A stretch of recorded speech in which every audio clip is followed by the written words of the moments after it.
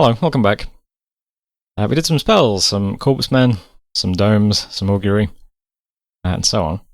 Also got attacked twice by Pythium, I assume, doing some mind hunts, but both resisted, so that's okay. At Trollland, we got attacked by Pythium, using a Harbinger, I believe.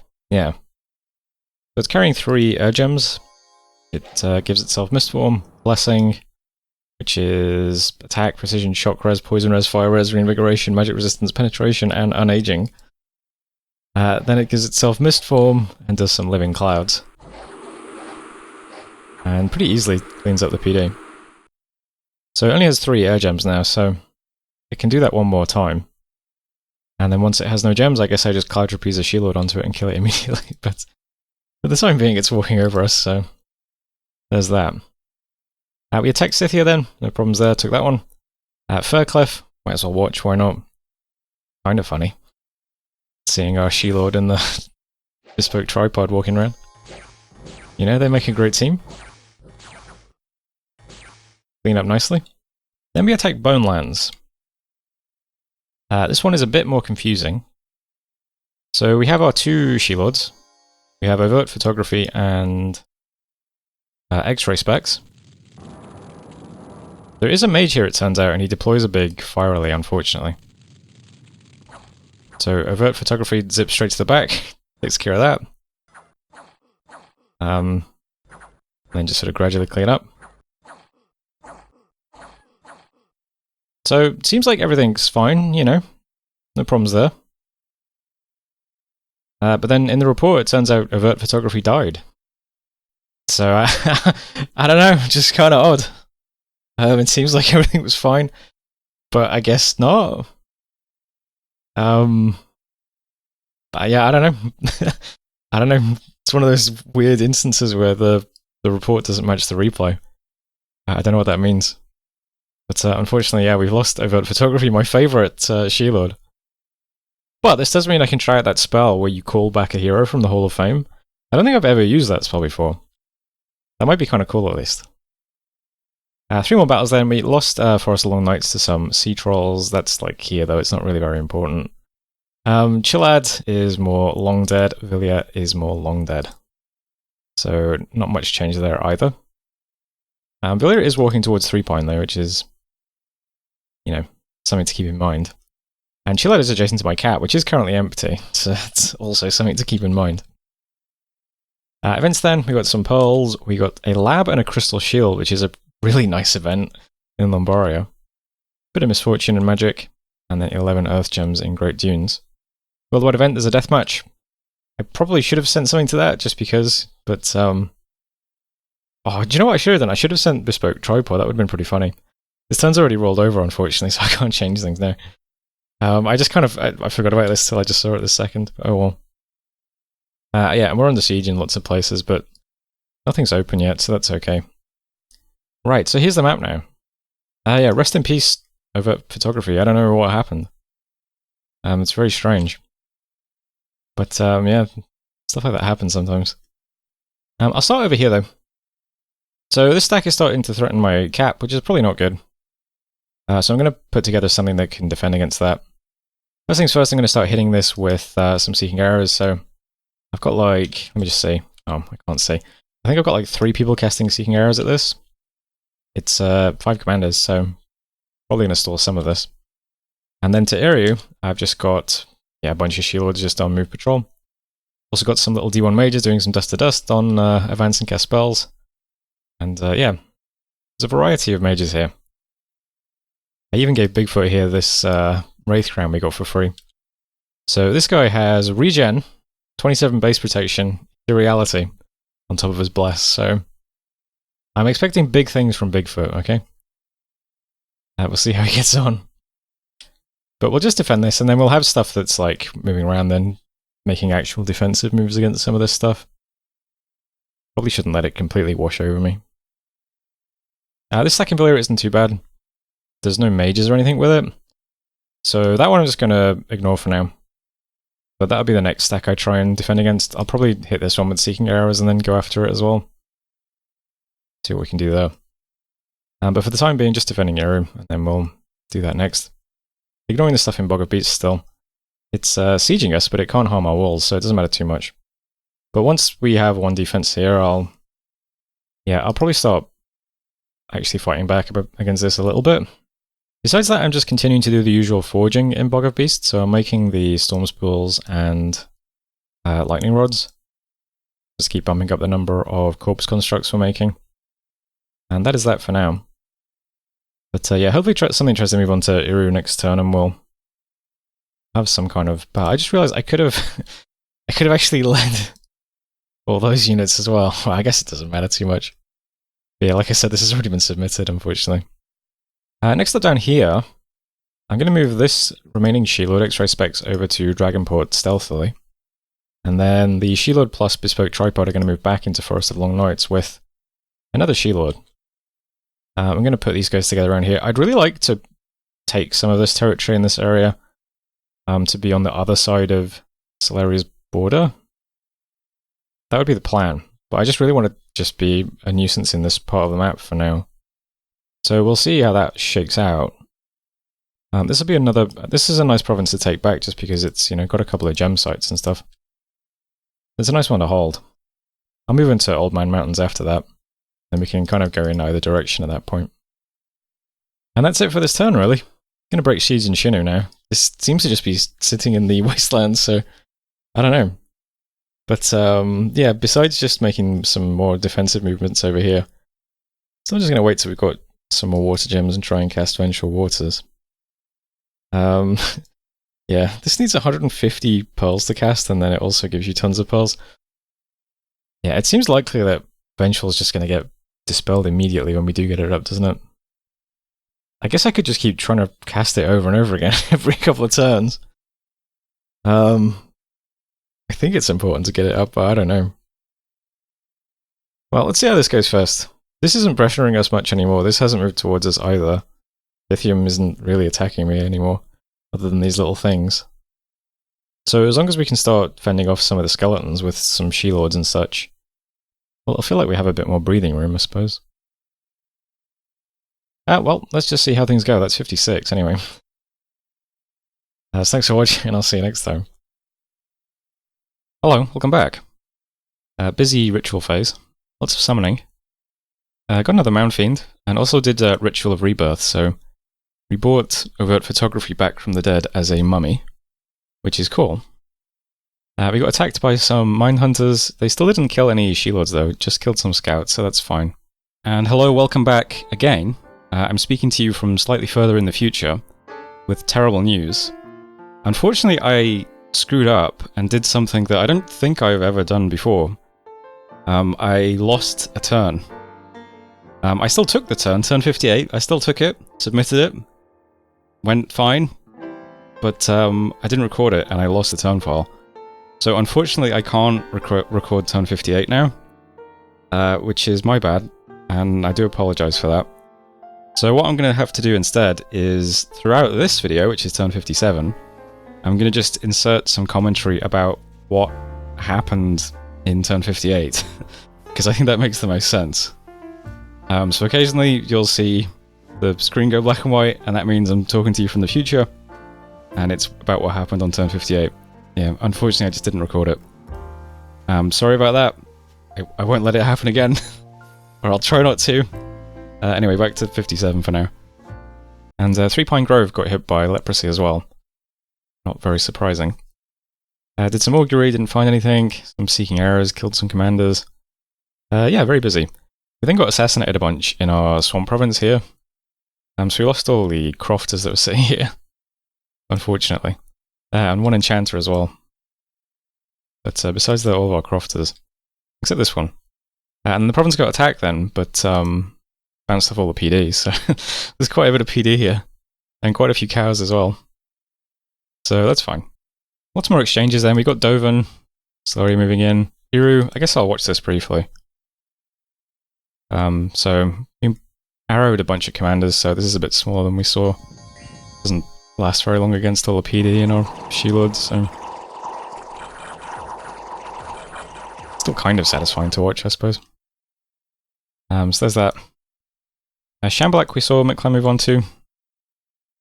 So he's slowly marching towards us. There's so many Sacred.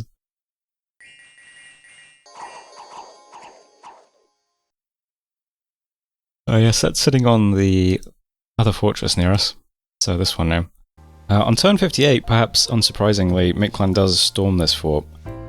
More surprisingly is the fact that he loses like 16 Eagle Warriors doing it, which is kind of strange.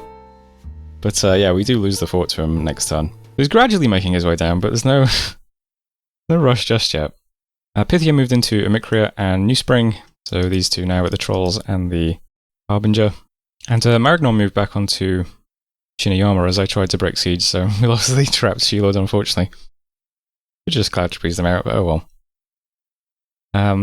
Looks like he actually got some kills, so watch him chop someone up at least.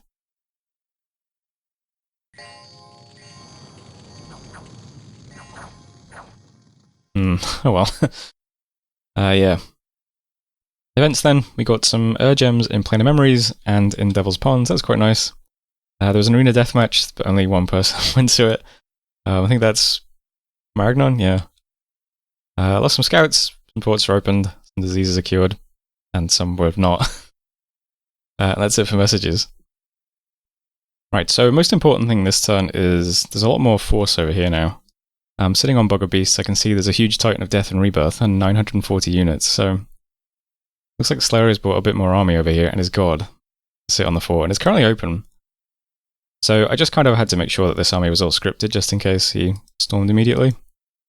So a lot of our stuff is at the back, except the Death Mages who are there on Dust to Dust duty. We don't have many units, but you know, we've got, what, 60 Dinyishi, and then about 40 Furbolg, a couple of ranged units. We also have, you know, a few She-Lords that are decked out. All of the D1 mages are just set to do some Dust to Dust spam in the middle. We also have all of the Revenants as well, who I forgot to script, but I assume that they're also going to do Dust to Dust spam since they don't really have many options unless they just want to do some skeletons. But I think they'll probably do some Dust to Dust. But if not, I mean, that's a lot of Death Mages in the front anyway. Besides that, I'm just trying to do some big, you know, battlefield spells. I'm going to put up Storm and Storm Power and then try to do some Living Clouds. We can't do a lot of this at the moment because I don't have many air gems. But if we don't get Storm immediately, then next turn I can put more air gems on the script and so on. But yeah, we'll put up a Storm, lots of Living Clouds. We'll put up Howl and Relief as well. I'm also going to do Serpent's Blessing, but I'm not going to do Foul Vapors because I think I'm more worried about him casting Foul Vapors than than anything. I think it's probably not going to do much to Solaria. Unless he's got some of his mages with him who don't have poison resistance for some reason, but yeah, I'm just putting up Serpent's Blessing. I'm not bothering with Foul Vapors. I'm also doing, and there's a Communion as well. Let's see. These guys are all just slaves. There is a priest version who's in the Communion to do Divine Blessing. Matrona here. So she's going to join the Communion to do Divine Blessing so that everyone gets blessed. We've got the She-Lords who are just going to buff themselves and then do attack closest. They've all got a lot of nice gear. So they should be able to kill quite a few skeletons. This guy's actually diseased, unfortunately, but yeah, we got 4 of those guys decked out. So if we have a bunch of Dust to Dust spammers, a couple of geared out She-Lords, and a ton of Airlies in a Storm, that probably clears out a bunch of skeletons. I think there might have been some other big spells I did as well. I probably did a Life After Death with, yeah. We've got a Life After Death going up as well. We have Ravadad here and his friend. They're going to put up Solar Brilliance. Also pretty good against Undead. Might kill a few skeletons for us. And Anti-Magic too, so that we defend ourselves against that a bit better. So we'll see how it goes. You know, that is a lot of stuff and it is his god, but hopefully we can hold out okay. It would slow down... Well... Actually, would it slow down Solaria's momentum? I don't know. He just has a ton of skeletons at the moment. So on turn 58, Solaria does storm that fort. He's got his god, he's got hundreds of skeletons, he's got Thaumaturgs. Don't remember how many Thaumaturgs, but I don't think it was like an overwhelming amount. But he storms the fort, and it's a pretty uneventful battle actually. We win with 0 casualties, and we kill his god. And the way the battle plays out is that skeletons and various other undead units walk in the gate and are just immediately obliterated by all those D1 mages doing Dust to Dust. And then we just gradually put up our battlefield buffs, summon some earlies, and they just sort of walk through the skeletons. And by that point, you know, a couple of our units are walking forwards. Just chop up the enemy god. It's actually a pretty chill battle, all things considered. It wasn't that difficult at all. Also, we didn't have Solar Brilliance in the battle because I forgot to give the mage 3 pearls. He only has 2. So, that was unfortunate. But maybe the Solar Brilliance would have hurt our Revenants anyway too much, I don't know. Either way, it didn't get cast. But yeah, he storms, we win it pretty easily. Somehow there's still like 600 skeletons storming it, even though we win the battle though, so I don't know. But since we won, I just queue up the order to break siege immediately, since I don't think he's going to be able to hold that area much longer now. I'm also, this turn, you may notice from my gem stockpile, going to try and put up Vengeful Waters. Because this is the moment when it would be good, because if he's about to storm immediately, then... actually, I'm not sure. I assume that the Vengeful Water stuff happens before the rest of the battles, right? Because Assassins always go first. So if we get up Vengeful Water this turn, and it'll probably kill some stuff if he storms immediately. That'd be quite useful. We'll see though. I didn't actually have that many water gems, unfortunately. But yeah, I put on my boosters. I'll try and cast it. I don't remember how many gems it was exactly. I guess I can check. This turn's already been submitted, so yeah, 126. I mean, it's not too bad, right? I think the hardest thing to knock out is going to be Nexus. But I could be wrong about that, because maybe that's the kind of spell that you don't cast with much of an overcast, because, you know, it takes so many gems in the first place. On turn 58, we do, in fact, successfully cast Vengeful Water, which is very nice. We knock out Mother Oak. So, not a very impactful one to knock out, but, you know, it's fine, I'll take it. It's better than bouncing, I suppose. We kill a lot of commanders that turn with Vengeful. We kill some Maragnon mage dudes, we kill some Mound Kings, we kill some Thaumaturgs, we kill lots of scouts. It was like 20 or 30 kills with Vengeful, it was really impactful, which is nice. I actually don't remember offhand whether the battles come before or after the main fight, so I can't remember if maybe that's the reason why there's so many skeletons left storming that fort. I don't know. But it does get cast anyway, and we start cleaning up some commanders, which is nice. Oh, actually, since Vengeful Waters takes place during the... No, Dire Portents come first though, right? Yeah, it's Dire Portent and then Assassins, and yeah. I think it'll affect things this turn, I'm really not sure, but I guess we'll see if it goes up. Find out.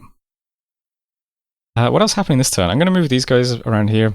I might actually move these guys back a bit to help out defending against the push. There's a lot more stuff coming than I thought, fortunately. We got the guys who just defended Eriu, they're going to move around a bit. So they're pushing into Dovan this turn, so this stuff is all stranded now with no leaders, I assume. And I assume this is going to go over to the throne. I can probably just chase this. And if anything does hang around this area, we'll start killing it as well. Down here we have the Harbinger, who shouldn't have any gems now. So I geared out flash photography here. He is cloud trapezing into New Spring. Hopefully there's no PD. But even if there is a bit of PD, it should be okay. He's over here and then he's just on attack rear. With a Frostbrand, since the Harbinger has a bit of fire resistance but no cold resistance, so... It also has 0 protection, right? Am I remembering that rightly? Oh, you do have a ton of invulnerability though. Does that affect... Does that affect Frostbrand's frost damage? Is the Brand's frost damage magic? No. Oh wait, it is, yeah, okay. Yeah, that's fine then. Yeah, I don't know, I mean, I feel like this guy will just kill the Harbinger pretty quickly if he gets on it, right? I guess we'll also find that out.